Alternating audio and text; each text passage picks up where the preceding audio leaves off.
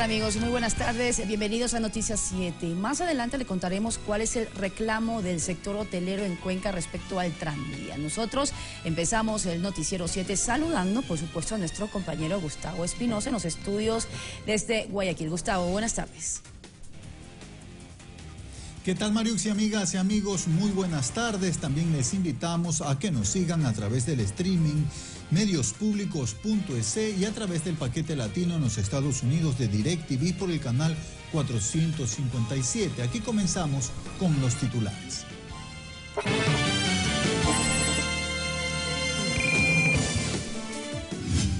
Se firmó el convenio de concesión del puerto de aguas profundas de Pozorja.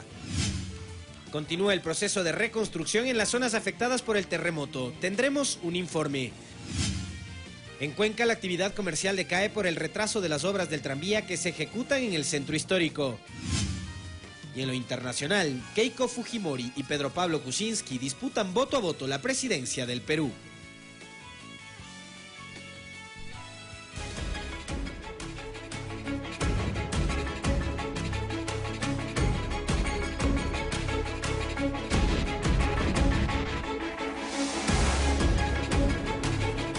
Mariux y amigas y amigos, el conteo de los votos para elegir a la nueva o al nuevo presidente del Perú supera ya el 90% de las actas. El margen de diferencia entre los candidatos continúa siendo muy estrecho. Los votos de los ciudadanos residentes en el extranjero y del sector rural será determinante al cierre del escrutinio. Nuestro compañero Eduardo Córdoba nos ha preparado el siguiente informe.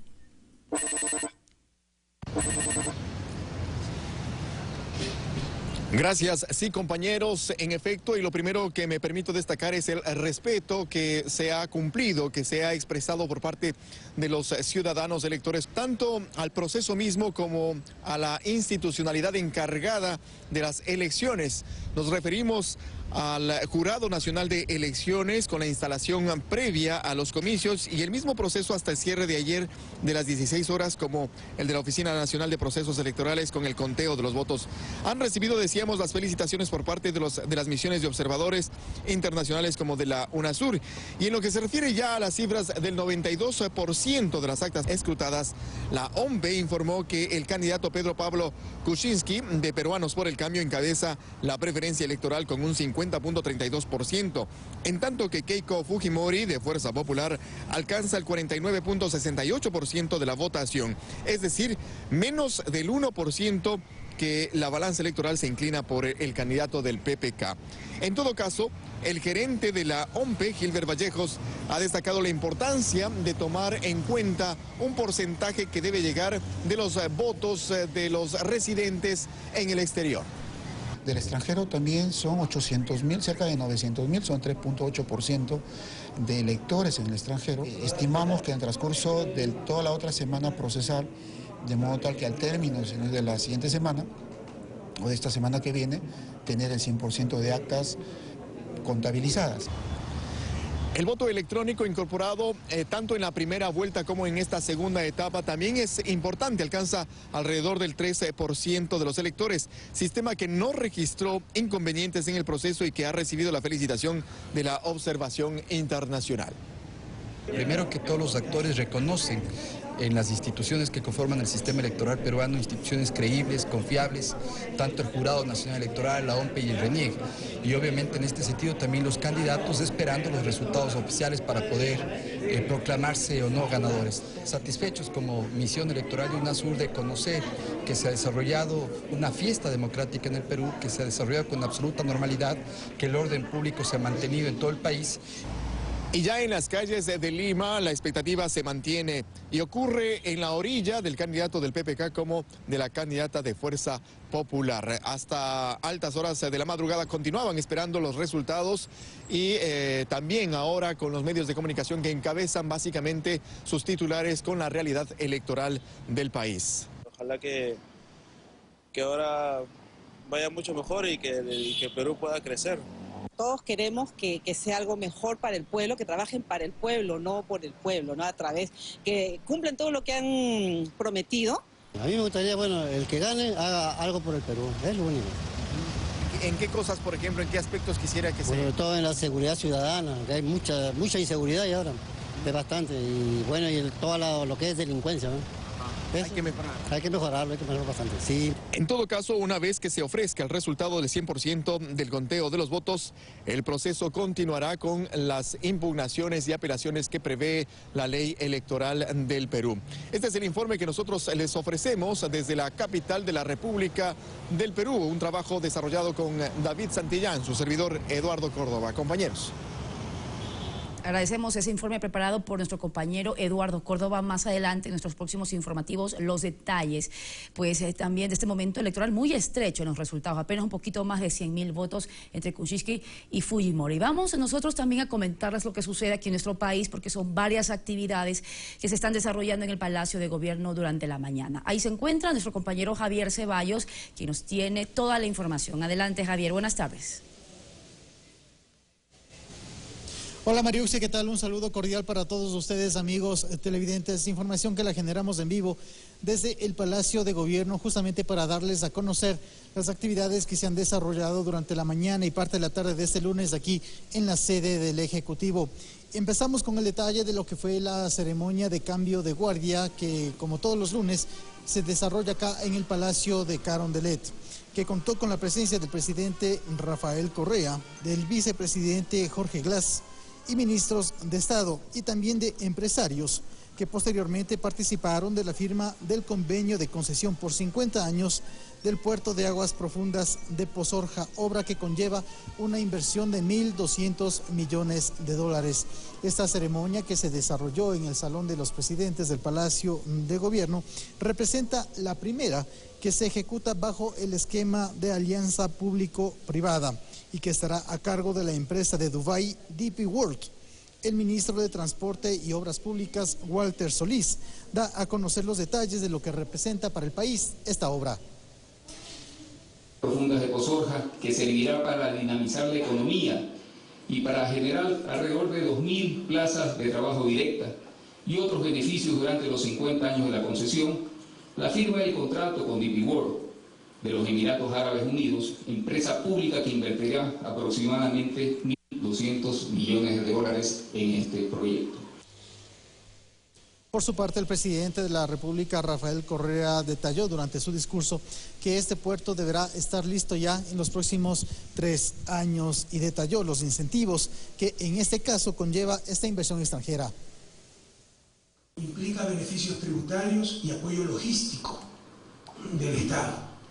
Entre los beneficios tributarios están 5 puntos menos en el pago del impuesto a la renta, exoneración del impuesto a la salida de divisas por los pagos realizados por la importación de productos, etc. Pozorja sería la tercera sede en Ecuador. Ya tenemos Yachay, que es una sede tecnológica. La Constitución y la ley establecen 3 motivos para ser una zona económica de desarrollo especial. Por su lado, el titular de la empresa de Dubái, el sultán Ahmed bin Sulayem, destacó los beneficios de la creación de esta zona económica especial a la que hizo referencia el presidente Rafael Correa. Venimos con mucha experiencia en este sector. Su país tiene 13 millones de habitantes. Nuestro país tiene 6 millones.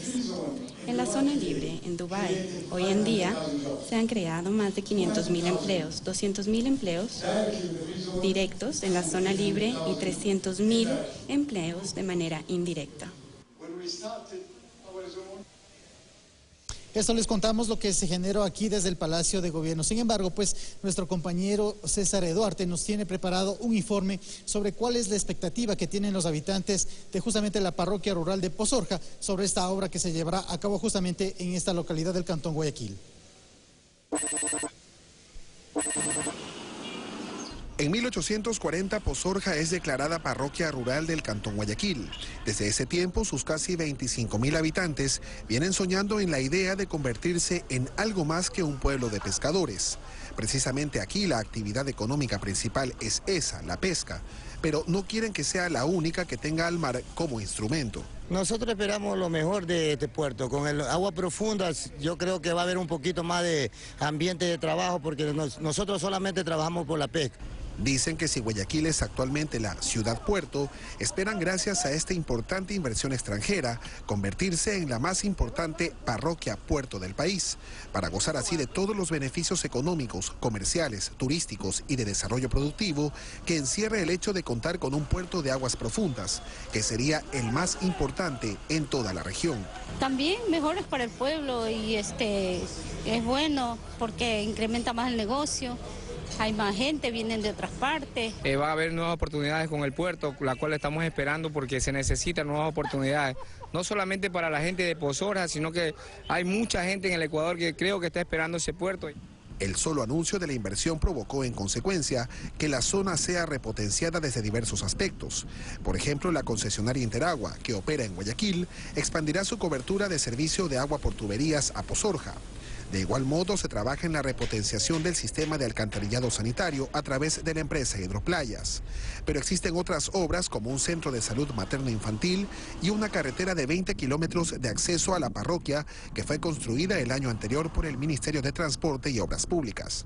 Pozorja es un lugar donde está un poquito más alejado, pero el puerto de aguas profundas es el boom, es un lugar donde va a haber trabajo, va a cambiar, entonces la gente lo mira desde esa expectativa. En Pozorja existen 3 gremios de pescadores artesanales, 100 comedores y 850 locales comerciales. Todos guardan expectativas respecto a la repercusión que les generará esta millonaria e importante inversión y que se traduzca en un mejor entorno de más oportunidades para quienes pueblan sus 73 kilómetros cuadrados de extensión territorial. Con imágenes de Marlon Chica, en la parroquia Pozorja, provincia del Guayas, César Eduarte, Ecuador TV. Gracias a César por ese informe. Nosotros nos despedimos acá desde el Palacio de Gobierno sin antes indicarles que el presidente de la República cumple a esta hora actividades de despacho. Yo me despido desde acá, sin embargo continúa nuestro compañero Gustavo Espinosa desde el puerto principal. Gustavo, muy buenas tardes. Sí, gracias a Javier Ceballos, quien nos mantenía informados desde Carondelet. Y ya en otros temas, porque nuestros equipos de Noticias 7 acompañan el proceso de reconstrucción en las zonas afectadas por el terremoto. César García recorre el norte de Manabí y nos presenta el siguiente informe. Gracias, muy buenas tardes. Generamos esta información desde Canoa, en donde se continúa alimentando el registro único de damnificados mediante carpas como esta, en donde se informa a la población al respecto de los distintos bonos que oferta el gobierno nacional para respaldar a los damnificados. De igual manera, varios sectores, principalmente el hotelero, ya trabajan en tareas de reconstrucción. En Canoa se ha culminado prácticamente con las labores de demolición y reconstrucción. Los hoteles autorizados para arreglar daños intensifican el trabajo para reactivar el turismo. Queremos abrir en 2 semanas, este es el objetivo. De hecho, quisimos abrir mucho antes. Estuvimos en plena acción de trabajar cuando se vino la réplica el 18 de mayo. Trabajadores de las zonas afectadas hacen esta labor con un efecto favorable para la zona como para sus familias.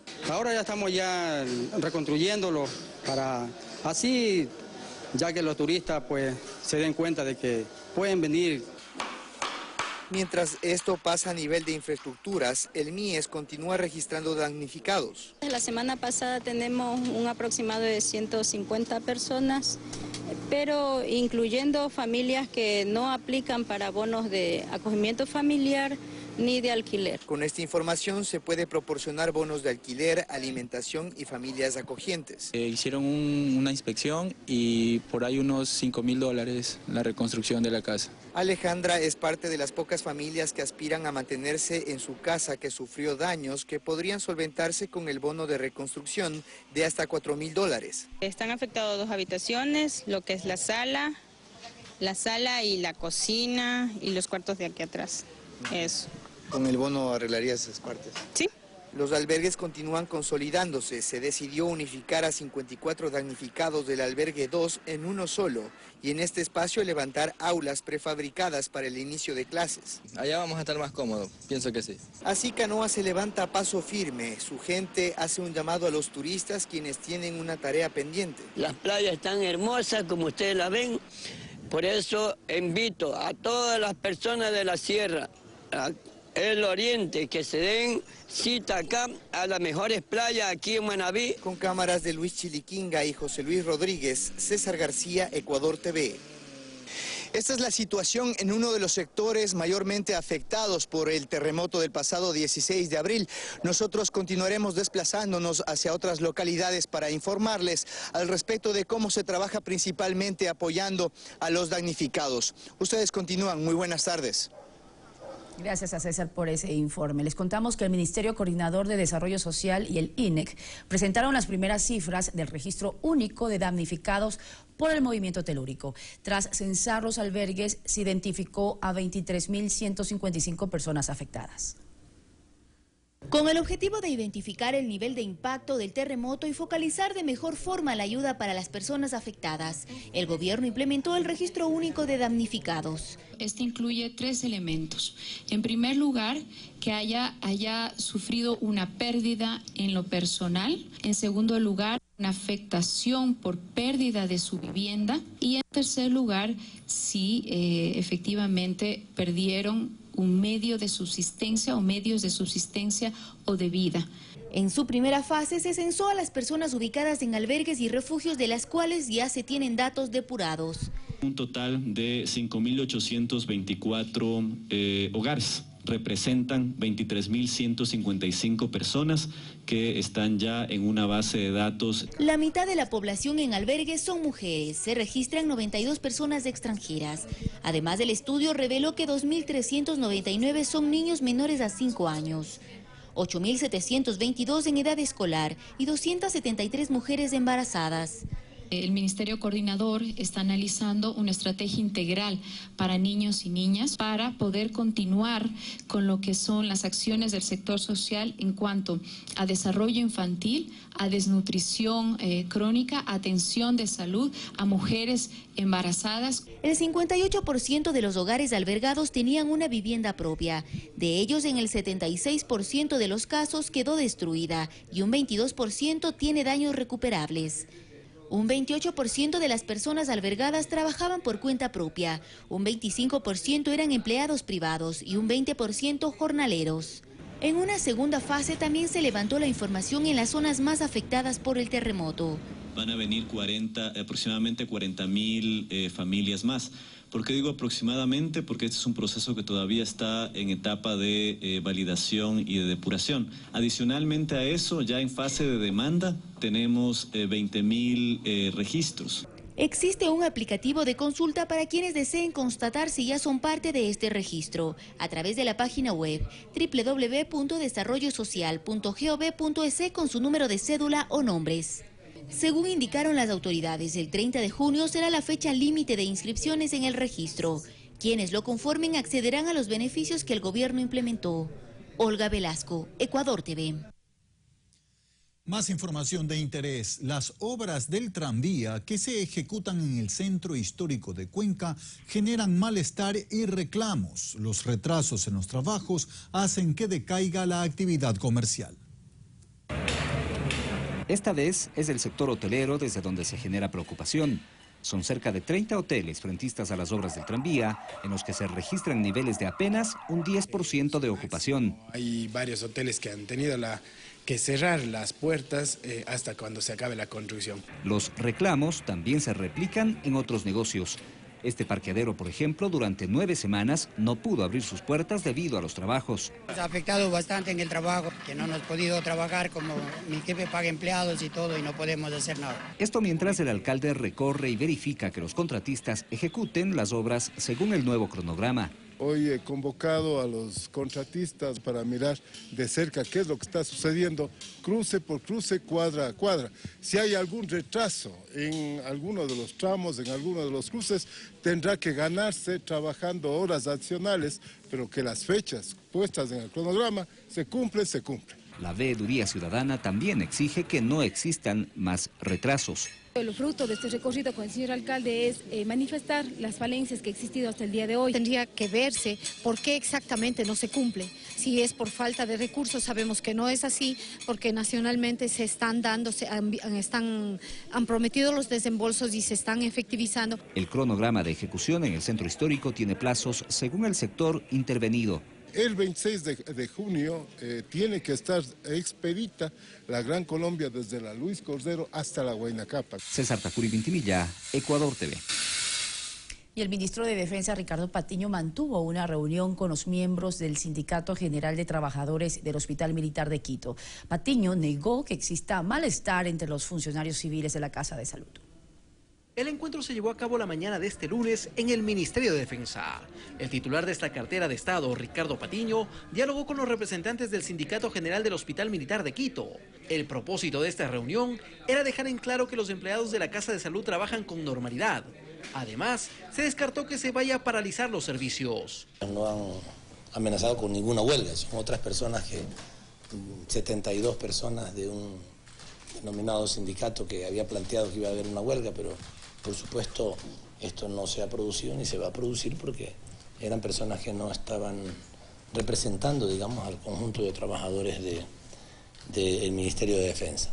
Los trabajadores del Hospital Militar agradecieron al ministro de Defensa la apertura al diálogo y aprovecharon la ocasión para presentar varias peticiones. Que se nos ayude a que se nos realice los descuentos sindicales en nuestro sindicato, se nos ayude con el pago de la alimentación, que es un derecho que hemos perdido y que lo estamos pidiendo que se nos devuelva.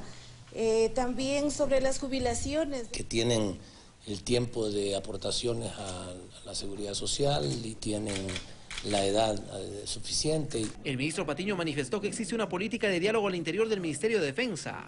Días atrás se reunió con militares en servicio pasivo, con quienes trató el tema de las pensiones jubilares. Alex Llanos, Ecuador TV. Más información de interés. El Banco del Pacífico destinará $100 millones para créditos a los sectores productivos. Se trata de un préstamo otorgado por el Credit Suisse y los montos serán entregados a plazos de hasta 5 años y a un interés anual del 6.9%. La negociación entre el Pacífico y el Credit Suisse tuvo unos 5 meses de duración, según explica el presidente ejecutivo del Pacífico, Efraín Vieira. Se trata de un crédito internacional basado en la confianza en el manejo de la entidad financiera ecuatoriana. Y el presidente de la Corte Provincial de Justicia de Pichincha emitió este lunes una resolución dentro del caso denominado Estrella Dorada. 11 personas son llamadas a juicio como autores y 5 como encubridores. Según la fiscal Tania Moreno, se generó la estructura para la venta de pases dentro de la Policía Nacional y así se configuró el delito de lavado de activos, enriquecimiento ilícito y tráfico de influencias.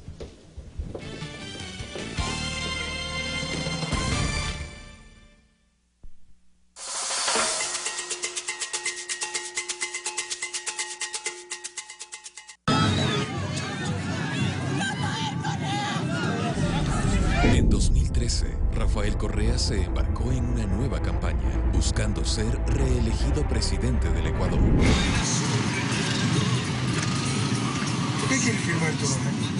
Este documental registró toda la campaña durante 42 días.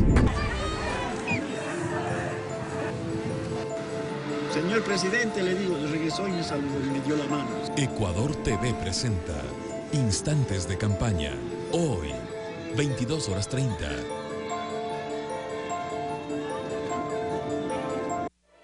Las palabras abren caminos,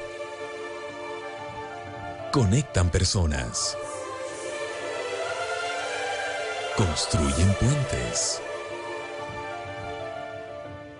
crean belleza,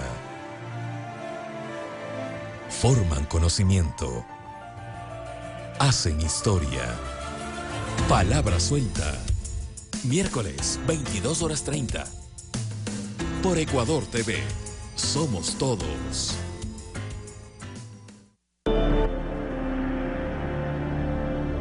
El antiguo desierto del Namib.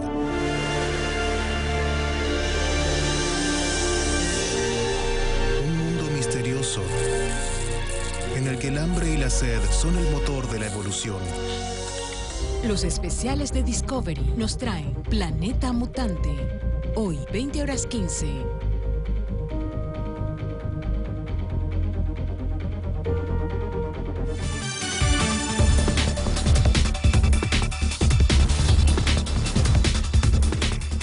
El Tribunal Supremo de los Estados Unidos rechazó el pedido de Ecuador de revisar una decisión de una corte inferior que en agosto de 2015 impuso el pago de una indemnización por $96 millones a la petrolera estadounidense Chevron. Esto en el marco de una disputa sobre el desarrollo de los yacimientos petroleros en nuestro país. Y más de 1.000 millones de musulmanes iniciaron las celebraciones del Ramadán. Tal como lo pide el Corán, numerosos fieles participan de un mes de ayuno y reflexión. La religión musulmana, concentrada a cerca de 1.700 millones de personas, un 22% de la población global. Países como Arabia Saudita, Egipto, Emiratos Árabes Unidos, Jordania, Irak, Siria y Líbano forman parte de esta fiesta.